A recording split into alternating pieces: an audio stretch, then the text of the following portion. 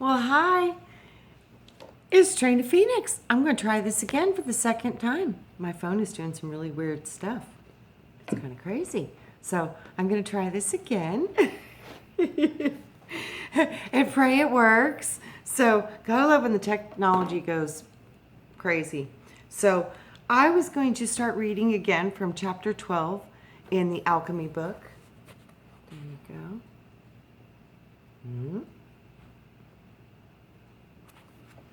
And it is the way of the tree of life. So, we were talking about before creating, how to creating a cloud, which is a manifestation cloud where you put your ideas, your visions, your concepts in, and you actually give energy and focus to it. And the key to that is seeing it already done, and then that it manifests. So this goes into a little bit more about the cloud and what we're doing to create and kind of why. So it begins. The fervor we seek to convey can be assimilated.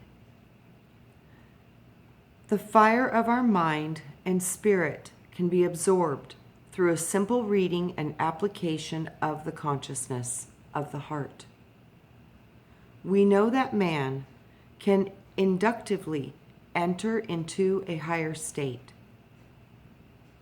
The sincere reading and rereading of our words until they become a very part of the consciousness of the disciple aspirant can and does create in him a key by which his own alchemical expertise is developed.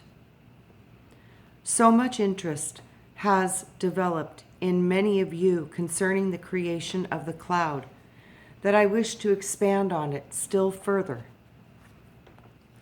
The cloud is the means whereby man alters his destiny. I do not say that there are not other methods that can effectively achieve this purpose.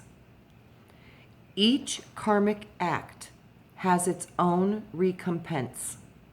Each deed that men do, each thought that they think, makes an imprint upon their lives. But many of these are negatively qualified, hence destructively manifest. They come haphazardly through the experiences which men do not govern, for which men do not govern their worlds. They are governed by the circumstances of the world. Through the creation of the cloud, then we seek to transcend time, space, and even karma, short-circuiting many of the old spirals of deficient creation, shortening the time of man's realization of his own God reality, and helping him to realize in an avant-garde manner the graciousness of the Lord of the universe. There are many schools of the brotherhood. There are many methods of achieving. In our release through the Summit Lighthouse, we seek to assist our students in expanding their consciousness with faculty. We seek to weld together the body of God upon earth by first creating the understanding of both the beauty and the practicality of true alchemy. We are not interested in forming a society of magicians who will go around producing seeming miracles, albeit we acknowledge that the proficient alchemist, even through his course or hers, can do just that. So, like I said, I think it would be great to teach people how to remember their abilities. But I don't think it would be anything more than that. Teaching others how to remember what they know and having those people teach others how to remember what they know. So, and then it says, what we are interested in is the subscribing of our students to a universal brotherhood and a body already existing spiritually as the Great White Brotherhood. Being in the invisible, this order comprising the alchemists of the spirit requires union with the embodied humanity.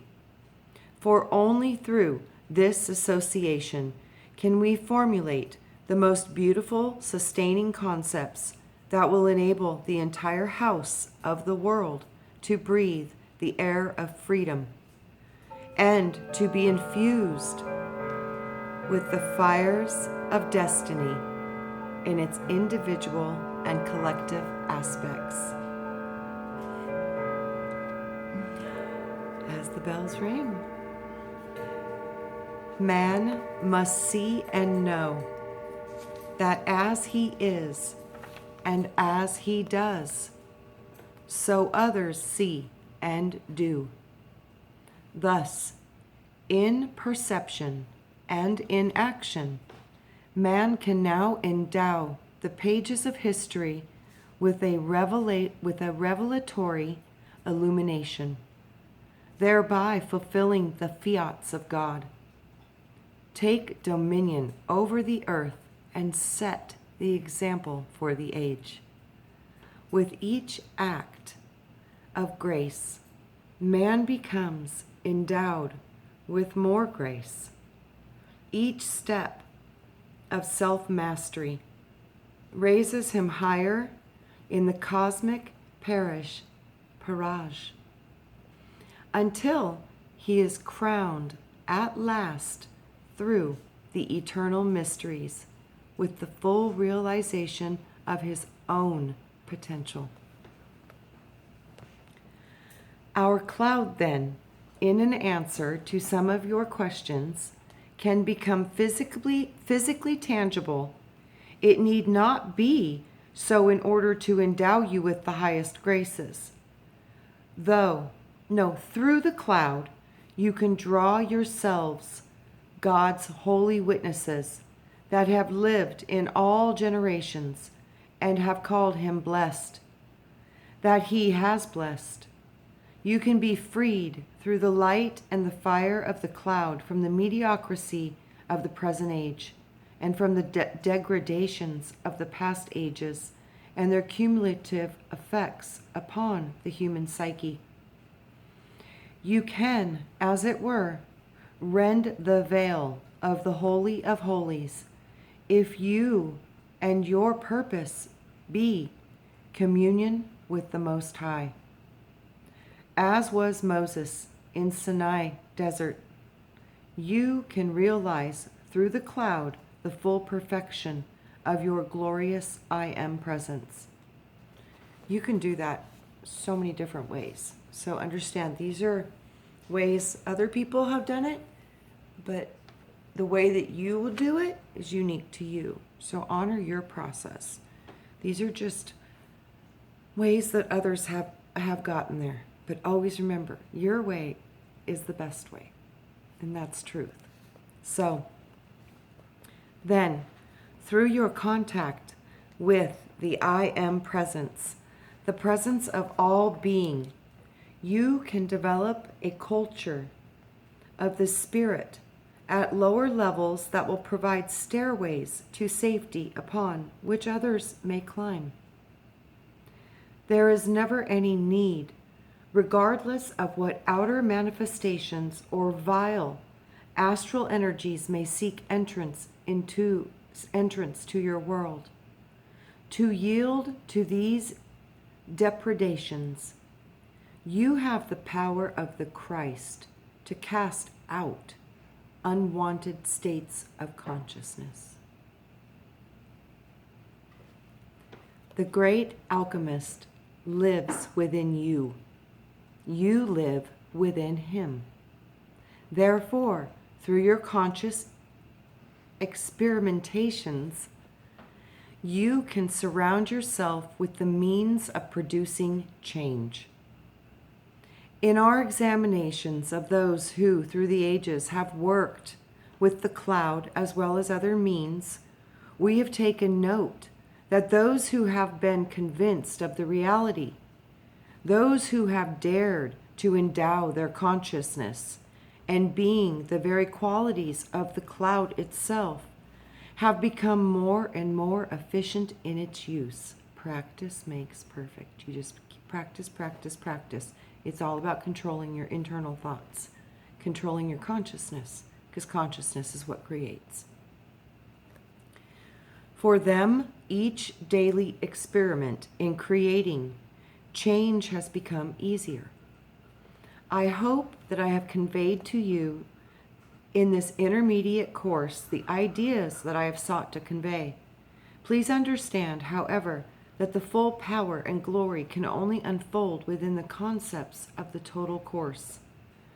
It is my hope, as it was to create this series when I first produced Studies in Alchemy, to one day produce for you an advanced Studies in Alchemy. We shall then be able to offer humanity a beautiful trilogy. The first section laying the groundwork of idea through the golden flame of illumination. The second, herein, pronouncing the love ray that through the cloud of the Holy Spirit endows you and yours to make ideas filled with life. And the third section explaining how to make permanent that which you create through the cloud.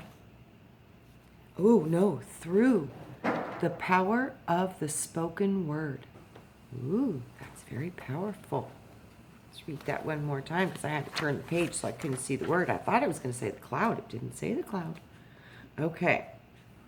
So let's do that one more time. The first section is laying the groundwork, the ideas, through the golden flame of illumination. The second is pronouncing the love ray that through the cloud of the Holy Spirit endows your idea with life. The third, explaining how to make permanent that which you create through the power of the spoken word. This trilogy will be especially valuable to those who are not only concerned with magic, but who also recognize the alchemy is the means of renewing youth, first in the inward parts of man, and then throughout his entire consciousness, and then manifestation. And if this be accomplished, it cannot help but be the means of enhancing individuals and world thought. Now, as you ponder the correct experiment for your efforts in alchemy, remember that the stereotypes that abound in the world are not all ugly. In fact, there are many historical and cultural literary masterpieces that embody the divine stereotypes, or archetypes, as we would call them. It is not necessary for the student in his alchemical experiments to shun all that appears to be out of the ordinary. In many cases, rather than ferret out the commonplace, it is more important that you avoid the classification of a condition as trite. For in reality, it might be a great idea. Do not fear to embrace beautiful thoughts because someone else thought of them first. The time will come when you will develop a greater uniqueness. But until you become more proficient with your experiments, it is more important that you go upon a safe highway. That is, if speed combined with exactitude be your desire. There comes a time when man passes beyond the pale of that which his own experience patterns can teach him. Then the immortals stand ready, even as they do while he is still learning the lessons of earth, to help him expand in every facet of his endeavors. Whether the human or divine, progress is never governed as much by what man desires to do or be, or even by what the world has to offer, as it is by his realization that he can be all that God wants him to be, if he will just accept that simple thought. Seek not then the bizarre. Rather be content to be a good man or a good woman. Place yourself into the hands of God creation, in the hands of the Father of all, who cares for the birds of the air and the fragile flowers that glow for the breath of a moment. Do you not think that he cares more for you than the grass of the field, for that withereth away? He who esteems you enough to give you his consciousness, to create for you a universe, a universal mother, nature herself, and to impregnate that nature with the fires of his own spirit, and all for you, all for you. Yet man is as the grass of the field, when he esteemed himself so to be. When in mediocrity, selfishness, deceit, and a sense of personal struggle, he strives only for outer recognition. Let men seek not to be thought great of other men, but to recognize internally the greatness of God that is inherent in all of life's manifestations. Then their alchemy will hold within it the alchemy of becoming perfected. I do not say there are not other great mysteries waiting to be revealed in connection with alchemy. I know that there are. I do say that. If you guys hear a funny noise in the back, it's Cody Blue. He's eating his food. So he's eating his kibble. The way of the tree of life, which is the perfect secret that God has guarded from the curious and the profane, remains a penetrable mystery to who is not ashamed. To wear his wings, to him who understands the diligence of each day, to him who is content to place his hand. In a loving trust that destiny is ours, to him who is willing to forsake a past that has not produced the blossoming beauty he craves. To him whose heart reaches up as a cup to the highest and the sweetest, the noblest and best Lord of all, in the desire to have imparted to himself and every part of life the best of gifts, he speaks in summoned loving tones of inward communion. O Father, not my will, but thine will be done. To him there is conveyed the highest crown, the word dominion. He is the Son, the alchemist, the beloved one. He can divide the loaves and the fishes, walk upon the waves, fulfill his own and others' wishes, and be the great benefactor. In him, the immortal spirit prevails. The Ultima Thule is seen. I sign myself sincerely, your immortal friend, Saint Germain. Wow, that's kind of powerful. So the secret, not, O Father, not my will, but thy will be done. Thine will be done. That's the secret about cooperation. Yeah, cooperation. When you cooperate with your other brothers and sisters and you cooperate with creation itself, it says yes. So, like I said, this is what we're learning and this is what we're doing. And I thank you guys so much for being here. And I hope this video doesn't stop on me. I'm going to cut it short to make sure, hopefully I can upload. So wish me luck. But at least it didn't kick me off and completely lose my whole video. So yay! So I love you guys. You guys are awesome. And thank you so much for spending your time with me. I know there's a million other things you could be doing, and I so appreciate you guys who are on your journey to learn more about yourself and your gifts and your powers and your talents and start to use them in Bosto. So that's what we came here to do. And when we do this and we really set our hearts and intentions on that manifestation, we will be powerful creators of manifestation, because that's in cooperation with creation. Creation is always in service to others. So it's quite a strong resonance, and it's very powerful. So like I said, not thy will, but thine will be done. Give it to Source, Creator, God, whatever you want to call it. But bottom line, our oversoul is connected to Source, God, whatever you want to call it. So, oversoul knows more than we do. So, give it to the oversoul, and oversoul gives it to Source, and then brings it back with cooperation and agreeance that it's all good and it's not going to cause harm, because that's the best way to filter manifestations and know that you're not going to cause harm, is when you want to give it to the Father, which people call God, whatever. It's an energy. It's the energy that delivers the energy, the light. It's the carrier. It's the spark that can to shoot it. So it's like a cooperation with energy and water. But beyond that, but we have to be able to receive when it comes back in, and we need to learn how to send. So, learning to manifest and learning to create, this is how you send.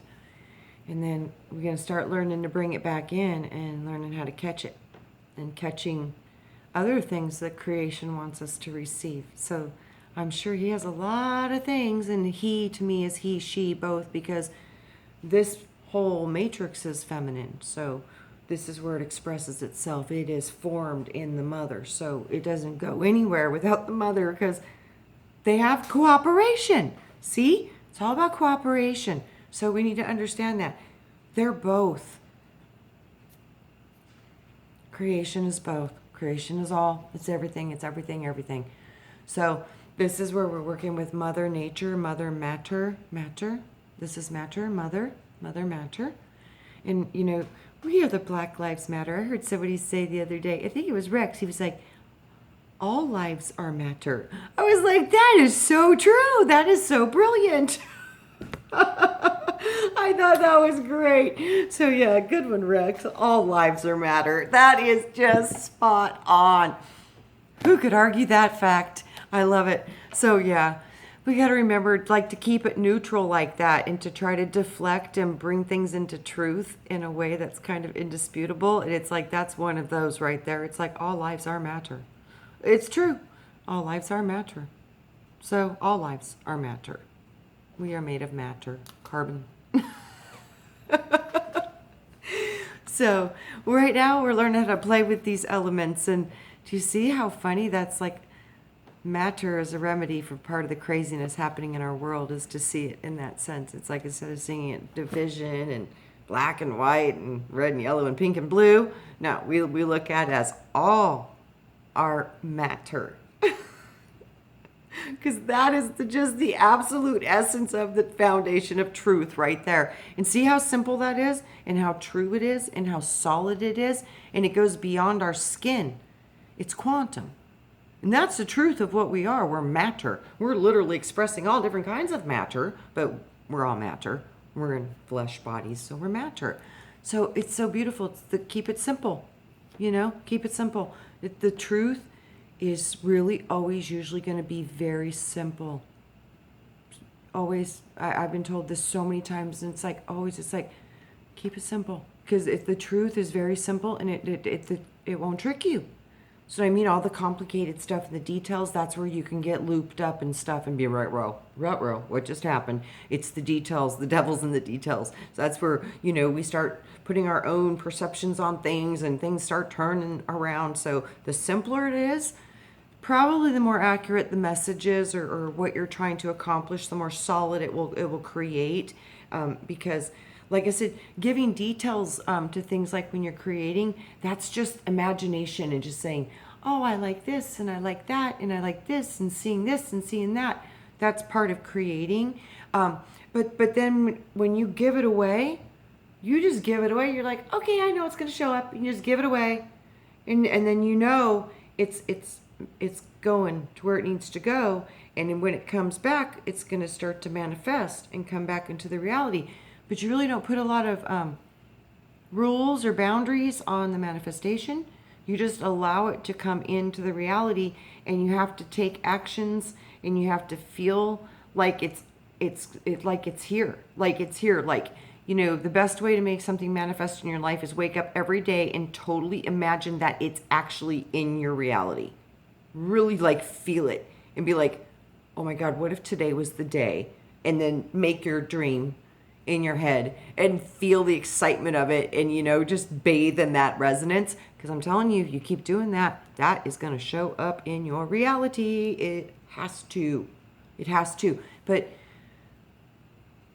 you got to follow the guidance of the information you're receiving when you manifest, because it is a crazy thing. Sometimes you're trying to manifest something and your soul, oversoul, knows better. It knows better. It's like, no, you don't want to do that. Trust me. So it knows better than you do. So you'll stop the whole manifestation if it doesn't come in exactly the way you wanted it, when actually they were making something better come in for you, but you stopped it. So trust like this process, because it really works out kind of good. Yeah, keep it simple. Just say, oh, I want this, and think about it, make details, have fun, imagine. Say, okay, all done. Let it go. And then wait till it starts coming back. And then every day, just imagine it some more. Play with it. Build it, mold it, do whatever you want with it. And then you got to take action, because the universe will bring you signs, signals, directions, information, how to get you to this point. So it might be, oh, you better go see your friend today because you don't know why. But you just wake up knowing you have to go see somebody today. Pay attention to that, because if you go see that person, they might have the information that you need that's going to unlock the door to get you where you want to go. So that's what I mean. You have to cooperate with spirit. And the only way spirit can cooperate and talk to you is through those subtle, finer frequencies.